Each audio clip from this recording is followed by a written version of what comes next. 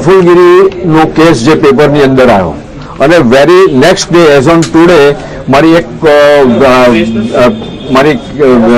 Call recording જે છે એ viral થયેલા જે સંદેશની અંદર ન્યૂઝમાં અંદર આવી ગયેલા છે અને એનાથી મને એવું લાગ્યું કે પ્રફુલ્લગીરી જેવા માણસની સાથે કંઈક થઈ શકતું હોય તો મારું જો આ વિડીયો ક્લિપિંગ બહાર આવી હોય તો મને બી એનાથી ખતરો છે કે મારી સાથે બી કોઈક વસ્તુ આવી તેવી ઘટના બની જાય કારણ કે મારી સાથે જ બળજબરીથી ઉમેદવાર કરીને વિડ્રો ફોર્મ કરાયેલું છે એ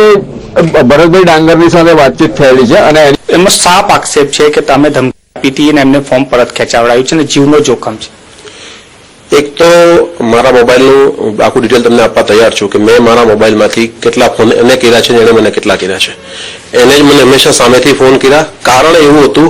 એણે પોતે મને એવો ફોન કર્યો કે ભરતભાઈ મારાથી ભૂલ થઈ ગઈ છે, વિસ્તારના લોકો મારા ઘરે આવ્યા છે,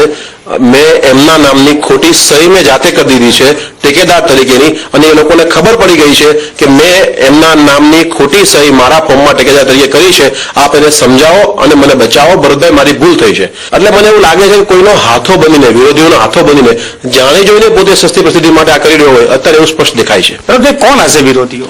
એ તો તપાસનો વિષય છે, આગામી દિવસોમાં ધ્યાનમાં આવશે કે કોણ વિરોધીઓ છે કોણ નહીં। એમ મારો સ્પષ્ટ ઉદ્દેશ એ વખતે પણ હતો બધાને સાથે લઈને ચાલવું। ભરતભાઈ જે સમજાવવાની પ્રક્રિયા હતી એના કરતા તમે જો ચૂંટણી કમિશનરમાં જો ફરિયાદ કરી હોત તો એ યોગ્ય રહેત। ચૂંટણી કમિશનમાં એકવાર ફોર્મ ભરાઈ જાય એના પછી પણ ફરિયાદ થઈ શકે, પોલીસ ફરિયાદ પણ થઈ શકે ચૂંટણીના કેસમાં, પણ એ વખતે વારંવાર માફી માંગી મને માફ કરી દો, મારાથી ભૂલ થઈ છે કે મેં આ લોકોની સહી ખોટી કરી છે। એવું એમાં કેટલાક તો અમારા કાર્યકર્તાના પરિવારજનો હતા, કેટલાક તો એવા હતા જે સહી કરી શકે એ સ્થિતિમાં નહોતા,